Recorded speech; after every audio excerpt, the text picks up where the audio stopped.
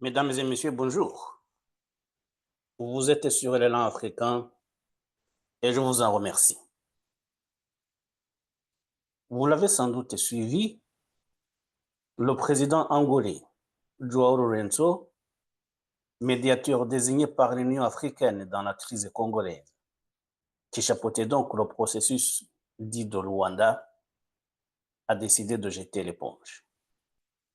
Dans un communiqué, l'Angola a indiqué que son président préférait se consacrer pleinement à ses fonctions de président de l'Union africaine.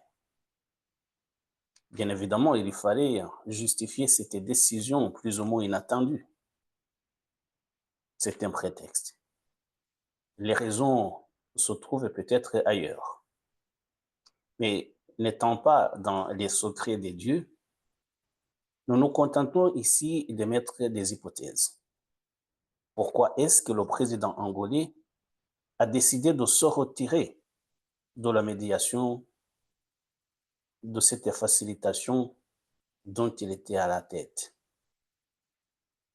Quand on regarde les derniers développements, du moins sur le volet diplomatique, dans cette crise de la République démocratique du Congo, on constate que le président angolais a été plus ou moins frustré, puisque nous avons vu la rencontre du 18 mars 2025 entre le président congolais Félix Tshisekedi et le président rwandais Paul Kagame, rencontre qui a eu lieu à Doha, au Qatar.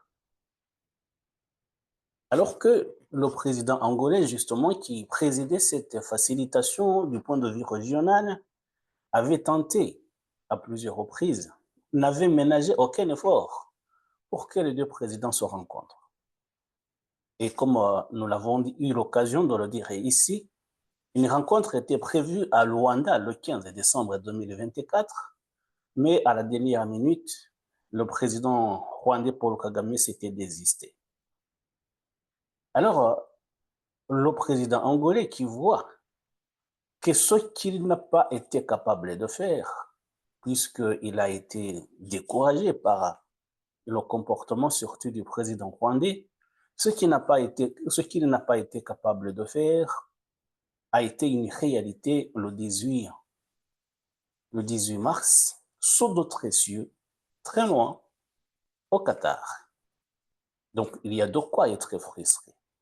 Il faut dire que cette façon de faire, cette rencontre qui n'a pas eu lieu à Luanda, mais plutôt à Doha, est pour lui une sorte d'humiliation. On peut donc le comprendre s'il jette l'éponge. Ça peut être une raison. Ça, c'est notre première hypothèse. Deuxième hypothèse, ce qui était possible, c'est que comme nous l'avons dit dernièrement, lorsqu'on avait vu cette rencontre entre le président rwandais et le président congolais à Doha, on avait pensé peut-être que c'était les États-Unis d'Amérique qui étaient à la manœuvre. Et nous avons expliqué pourquoi nous pensions cela.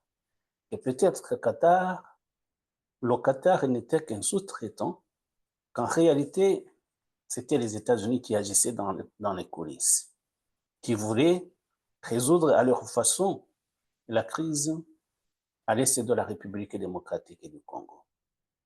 Et si cette hypothèse se révélait vraie, ça veut dire que ce sont les États-Unis qui auraient dit à l'Angola, au président angolais, de se retirer puisque ce qui était fait à Luanda allait dorénavant être fait à Doha.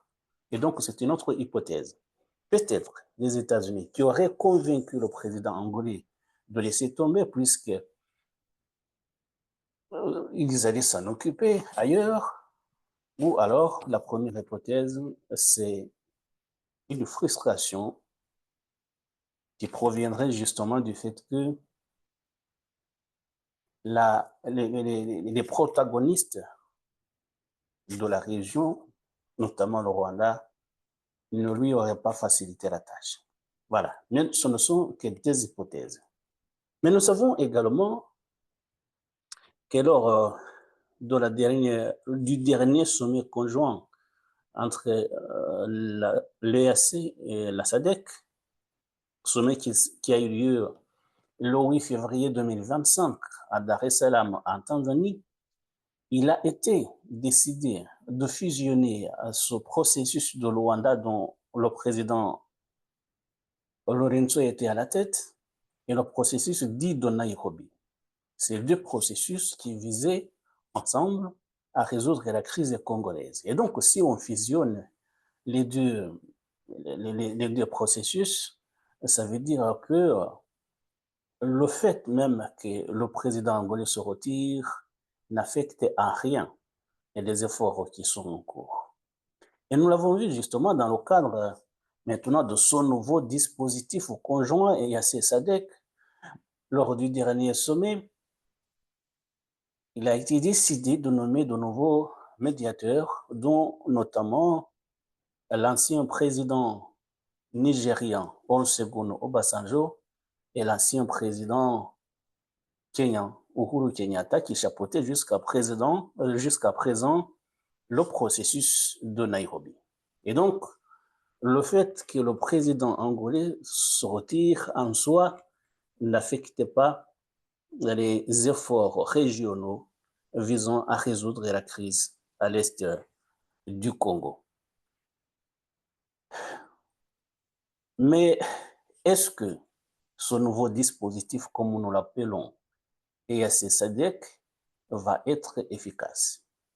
C'est une question qu'on est en droit de se poser. Pourquoi? Parce que ces deux organisations régionales, dont d'ailleurs les pays membres militent pour des intérêts divergents, voire aux antipodes les uns des autres, mais aussi ces deux organisations régionales sont composées de plusieurs membres. Et comment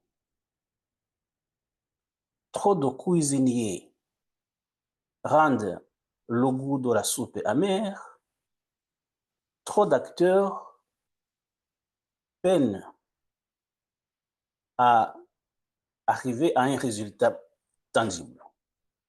Donc pour moi, puisqu'il y a trop d'acteurs qui ont des intérêts divergents, on ne peut rien attendre de concret d'un tel conclave. On le voit d'ailleurs, même les acteurs et même les pays qui composent ces deux organisations savent eux-mêmes que ce qu'ils font n'aboutira à aucun résultat palpable. Ils peinent à se mettre d'accord. Donc, ils vont pondre des textes, appeler au calme, appeler à la désescalade, mais ça s'arrêtera. Ils savent que ce qu'ils font n'aboutira à aucun résultat. Et on l'a vu justement lors du dernier sommet à Harare. Rien de concret n'est sorti de cette réunion.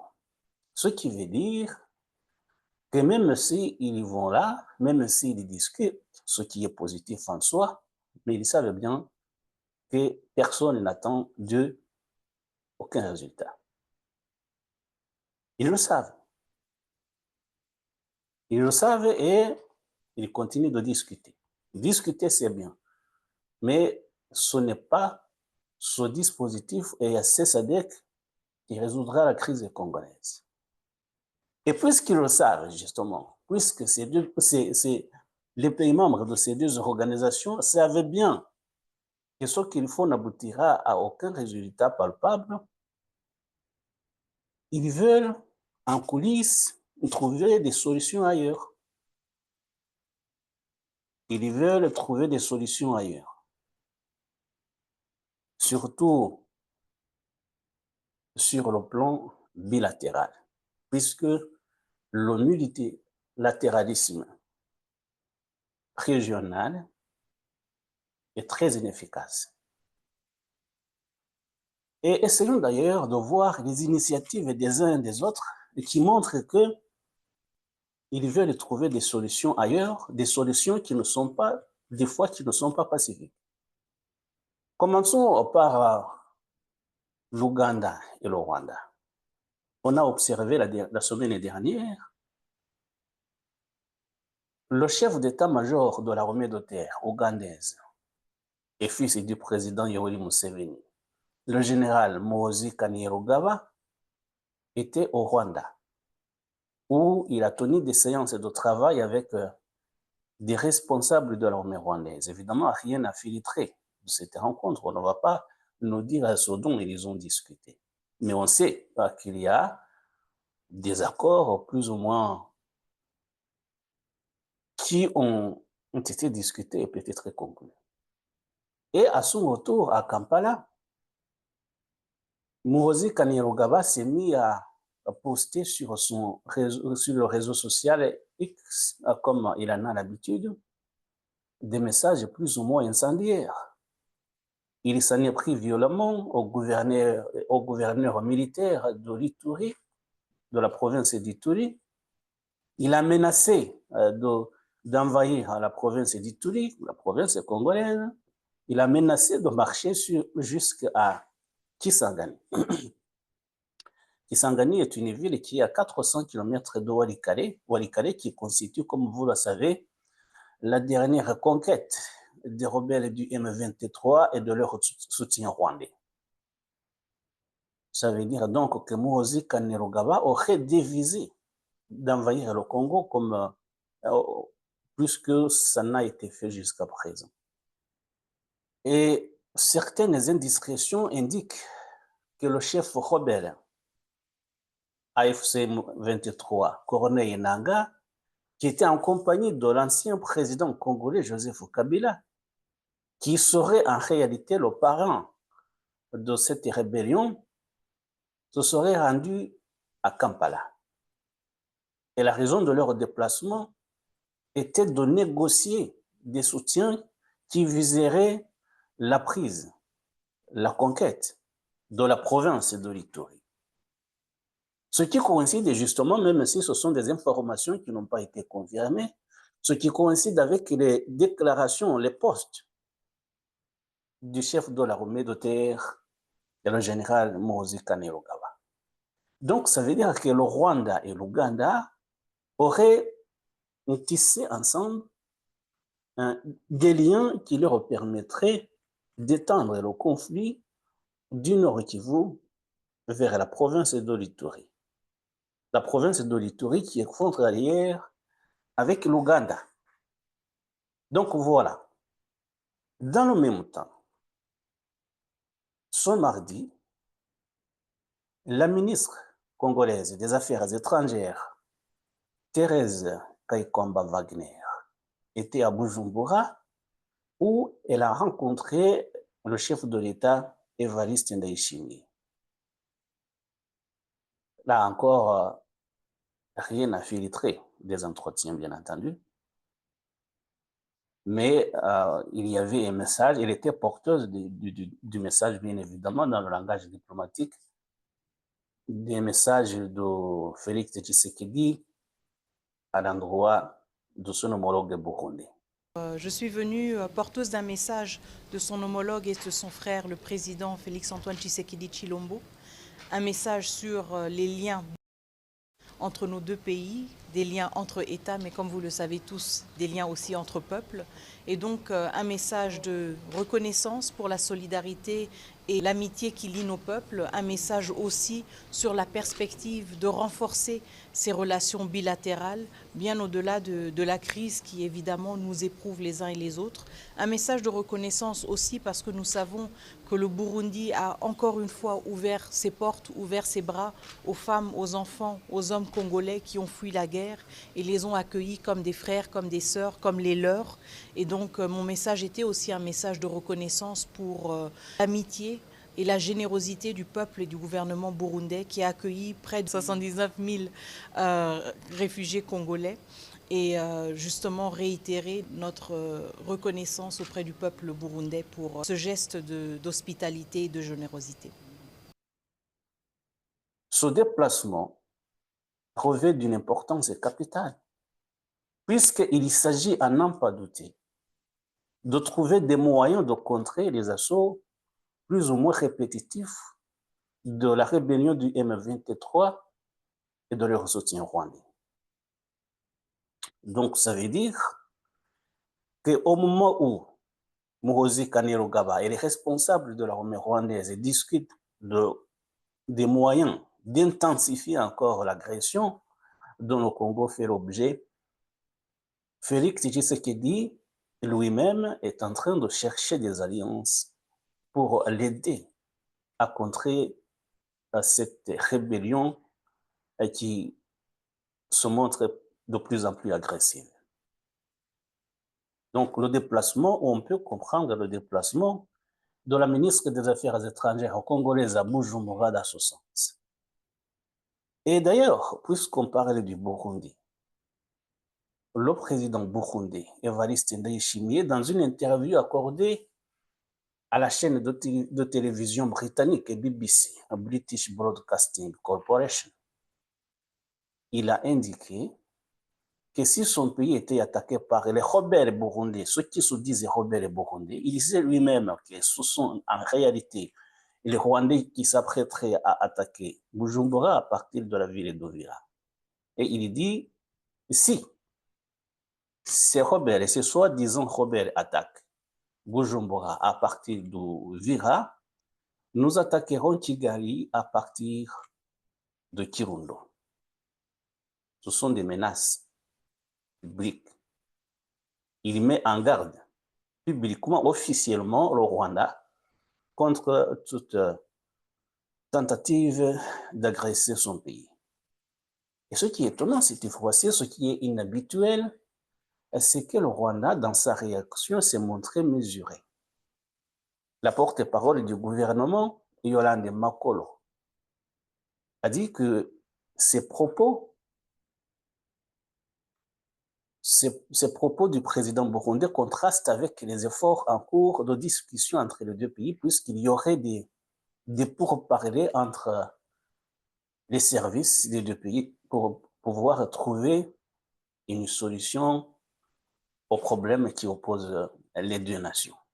Et voilà, donc il y a, à côté de cette visite de la ministre des Affaires étrangères congolaise, il y a également ces menaces que perçoit le président burundais, dont le pays pourrait être envahi par le Rwanda sous le couvert de la rébellion de Red Tabara. Évidemment,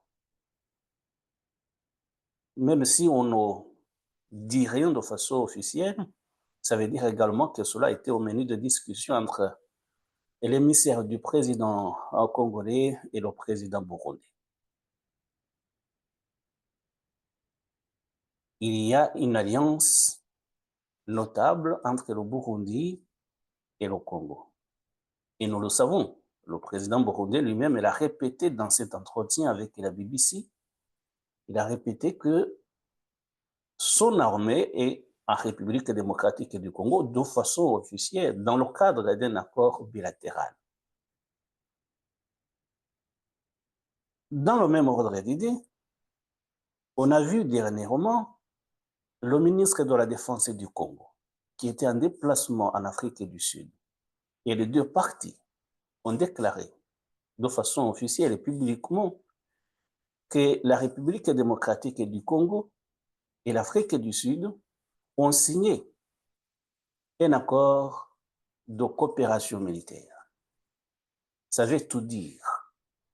Ça veut tout dire puisque justement, l'Afrique du Sud, qui est membre de la SADC, qui avait un contingent à l'est de la République démocratique du Congo, la SAMIDRC, la SADC a décidé de retirer, de mettre fin à la mission de la SAMIDRC à l'est de la République démocratique du Congo, et il a été décidé que les troupes seraient retirées de façon progressivement.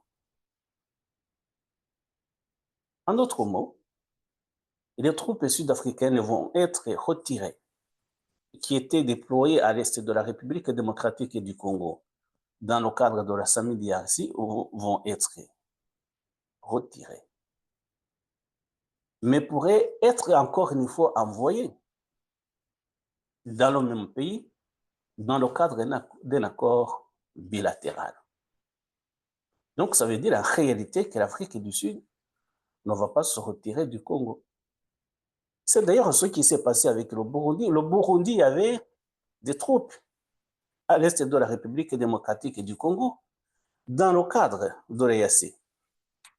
Et la mission de l'EAC a été obligée, puisque sur demande de Kinshasa, a été obligée, la mission a été obligée de se retirer de l'Est de la République démocratique du Congo. Mais le Burundi a maintenu ses troupes, cette fois-ci dans le cadre d'un accord bilatéral. Et c'est ce que l'Afrique du Sud probablement s'apprête à faire, puisque justement, ces troupes qui étaient là, dans le cadre de la SAMIDRC, vont rester dans le cadre de cet accord de coopération militaire. Ce que nous voulons dire ici, c'est que nous voyons un dispositif qui se met en place, qui conclut des accords de paix, ça veut dire EAC, SADC. Mais dans le même temps, au sein même de ce dispositif, au sein de l'EAC et de la SADC, il y a deux axes qui se dégagent de façon visible. Ça veut dire l'axe Kigali-Kampala, probablement avec Nairobi. Donc Nairobi, puisque depuis le début, on le sait, on l'a répété ici, le président Ruto est un allié de Paul Kagame et du M23. Et donc, il y aurait cet axe Kigali-Kampala-Nairobi. De l'autre côté, il y aurait un axe Kinshasa-Pretoria-Gitega. De trois pays qui veulent défendre le territoire congolais agressé et d'autres pays qui veulent plutôt intensifier l'agression. Ça veut dire renforcer les rebelles du M23 en vue de mieux déstabiliser le Congo. Le Congo, qui, rappelons-le, est membre de l'EAC et membre de la SADC. D'autres pays membres de l'EAC veulent déstabiliser son territoire. Et donc, il y a ces deux axes qui se dégagent et qui pourraient bientôt s'affronter militairement sur le territoire congolais. Si l'Afrique du Sud décide de maintenir ses troupes avec une mission, cette fois-ci, offensive, puisque même la SAMIDRC avait théoriquement une mission offensive, mais n'a jamais fait quoi que ce soit. C'est ce que nous disions. Trop de cuisiniers rendent amer le goût de la soupe.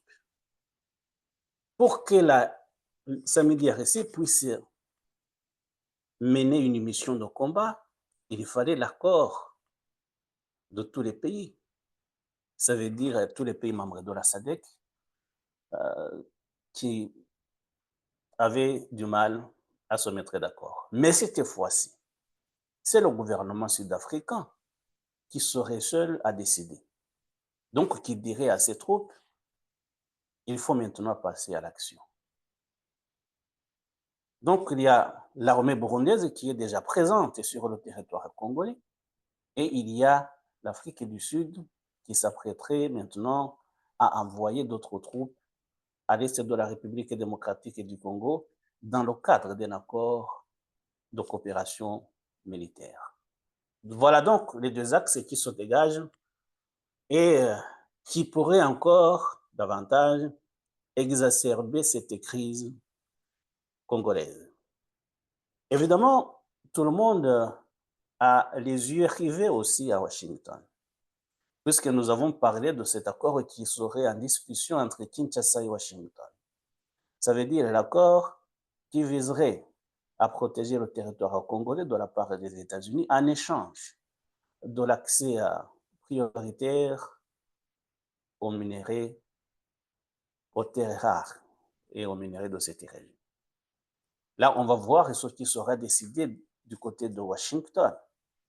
Mais les deux axes dont nous parlons maintenant sont engagés en fait dans une course contre la montre, puisque les uns veulent étendre les territoires conquis avant l'intervention éventuelle des États-Unis.